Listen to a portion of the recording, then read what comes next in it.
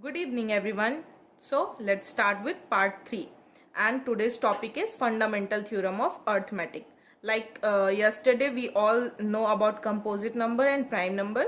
So every composite number can be expressed as a product of primes and their expression is unique. Like हमें कोई भी number को express करना है तो हमको एक प्राइम नंबर के फॉर्म में ही हम उसे एक्सप्रेस करते हैं. जैसे कि यहाँ पर मैंने एक एग्जांपल लिया है 36 का अगर हम फैक्टर निकालते हैं तो 2 इंटू 2 इंटू 3 इंटू 3 2 भी प्राइम नंबर है और 3 भी प्राइम नंबर है. तो इसके एप्लीकेशंस के कुछ पॉइंट्स हैं जैसे कि to locate HCF and LCM of 2 or more positive integers हम कहाँ कहाँ यूज कर सकते हैं फंडामेंटल थ्योरम ऑफ अर्थमेटिक का. तो ये 3 पॉइंट्स मैंने मेंशन किए हैं. और भी जगह हैं जहां आप यूज कर सकते हैं जैसे कि हम लोग बहुत सारा प्रॉपर्टी बचपन से पढ़ते आए हैं. क्लास 6 के बाद से पढ़ते हैं closure property, associative property, commutative property, distributive property. वहां पर भी हम फंडामेंटल थ्योरम ऑफ अर्थमेटिक का ही यूज करते हैं.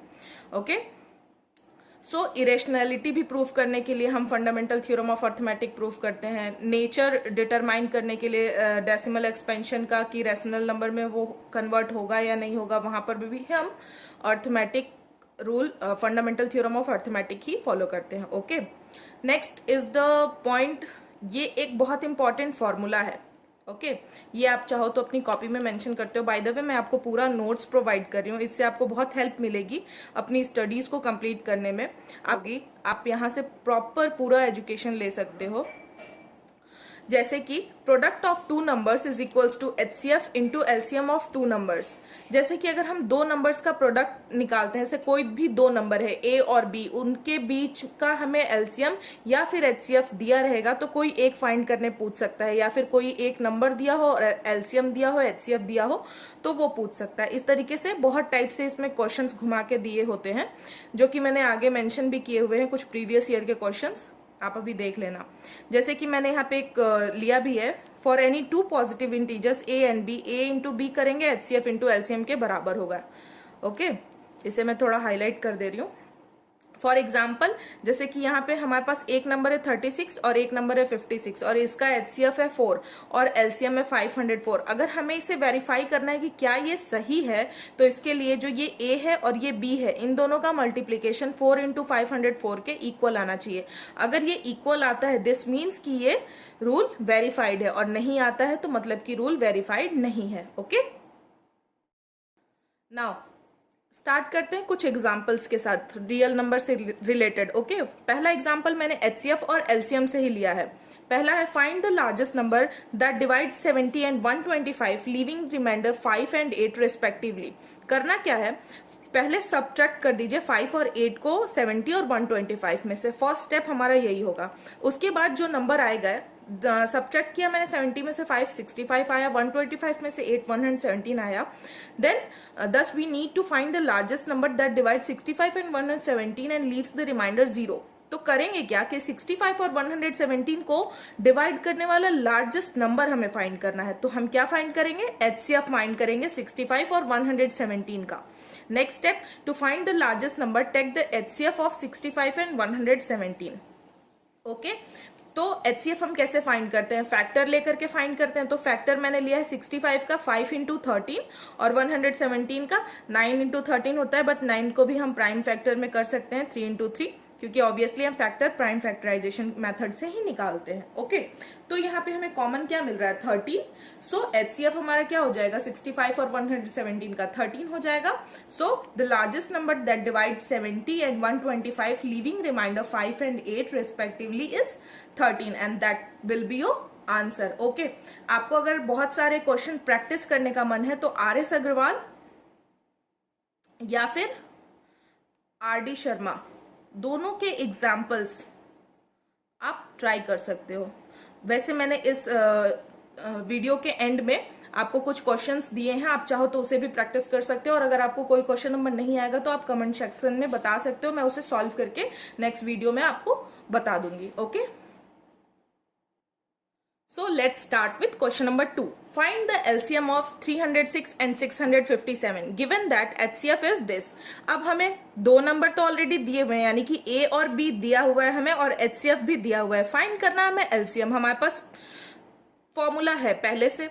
ओके करेंगे क्या, given that HCF of this and this is this, we know that HCF into LCM is equals to product of number, यानी कि अगर मैं इसे A मान लेती हूँ और इसे B मान लेती हूँ तो A into B HCF into LCM के बराबर होता है। तो 9 इंटू एलसीएम करेंगे इज इक्वल्स टू 306 इंटू 657। तो एलसीएम हमारा क्या आ जाएगा, ये आ जाएगा।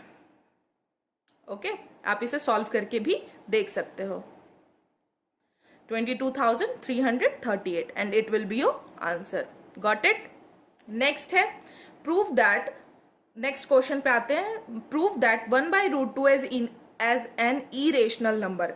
ऐसे क्वेश्चन आपके प्रीवियस ईयर में बहुत सारे मिलेंगे और ये बहुत इंपॉर्टेंट क्वेश्चन है। बेसिकली ये क्वेश्चन ज़्यादा टफ नहीं है, लेकिन प्रॉब्लम क्या है कि बच्चों को लिखना नहीं आता है। तो मैंने आपको प्रॉपरली लिखने का तरीका यहाँ समझाया हुआ है जो कि आपको बहुत हेल्प मिलेगा। Okay, to prove that 1/2 is an irrational number, now let us take the opposite assumption। जब भी हमें अगर irrational proof करना है तो हम उसको assume क्या करेंगे कि ये rational number है, ठीक है।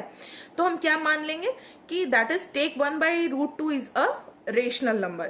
We know that rational number is in form of p by q and q is not equals to 0।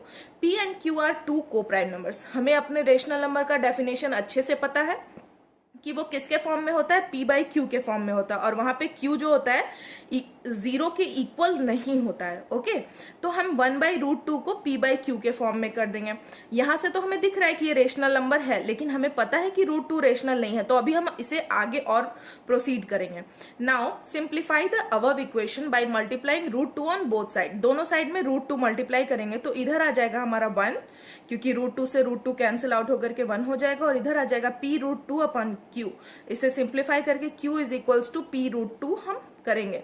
Hence we get q by p is equals to √2। Okay, जब हमारा q by p √2 के बराबर आ जाएगा तो हम क्या लिखेंगे, here p and q are integers and hence q by p is a rational number but √2 is an irrational number, जो कि मैंने आपको स्टार्टिंग में ही बोला था। देखो ये क्वेश्चंस कैसे होते हैं, सारे के सारे लैंग्वेज बेस्ड होते हैं। अगर आपका लैंग्वेज पे कमांड है तो आप ये क्वेश्चंस यूं ही टैकल कर लोगे, और अगर लैंग्वेज पे कमांड नहीं है तो फिर ये आपको रट करके जाना पड़ेगा। ऐसा बच्चे यही काम करते हैं बेसिकली, लेकिन अगर आप इसे समझ भी लेते हो तो ये काम तुरंत हो जाएगा। Okay, so but √2 is an irrational number, hence our assumption is wrong, therefore 1/√2 is an irrational number, hence proved। यहाँ पे हमारा ये क्वेश्चन खत्म होता है। And let's start question number 4। यहाँ पर क्या करना है हमें, find a rational number between √2 and √3। We know that कि √2 और √3 दोनों इरेशनल नंबर है, लेकिन हमें फाइंड क्या करना है, दोनों के बीच में एक रेशनल नंबर फाइंड करना है। तो how can we proceed, let p be a rational number between √2 and √3। √2 का वैल्यू हमें पता है कि 1.41 होता है, √3 का वैल्यू 1.73 होता है।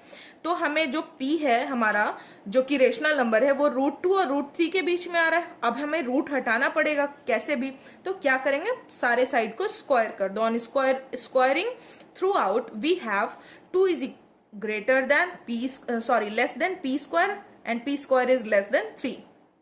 तो जो हमारा p है वो 2 से 3 के बीच में आएगा, और 2 से 3 के बीच में तो हमें पता है कि बहुत सारे नंबर आ सकते हैं।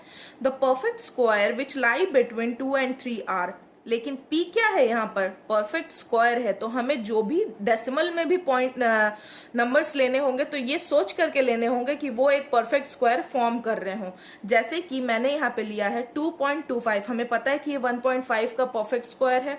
2.56 ये पता है 1.6 का परफेक्ट स्क्वायर है, और ये 1.7 का परफेक्ट स्क्वायर है। आप करके देख सकते हो, आपका आंसर यही आने वाला है। तो हमें यहाँ पे 3 नंबर्स मिल जा रहे हैं। Taking square root throughout the rational number between √2 and √3, तो ये 1.5 का हो गया, ये 1.6 का हो गया, और ये 1.7 का हो गया। आपको यहाँ से 3 रेशनल नंबर मिल गए। आप इन्हें कन्वर्ट कर सकते हो, तो ये हो जाएगा 15/10, जिसे आप बाद में लिख सकते हो 3/2। ये हो जाएगा आपका 16/10, आप इसे लिख सकते हो 8/5। ये हो जाएगा 17/10, जो कि आप एज इट इज रहने दे सकते हो। तो यहां से आपको 3 रेशनल नंबर मिल गए। इजी था ना। ओके फ्रेंड्स, तो हम 4 एग्जाम्पल आज आपको करवाए हैं और ये कुछ प्रीवियस ईयर क्वेश्चन है जो कि आप चाहो तो स्क्रीनशॉट लेकर के रख सकते हो और इसे ट्राई कर सकते हो, और ये बहुत इंपॉर्टेंट क्वेश्चंस है।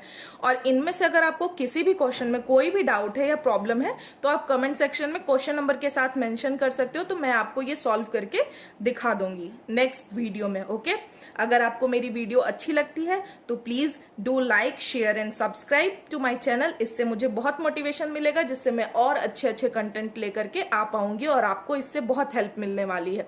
Okay, thank you.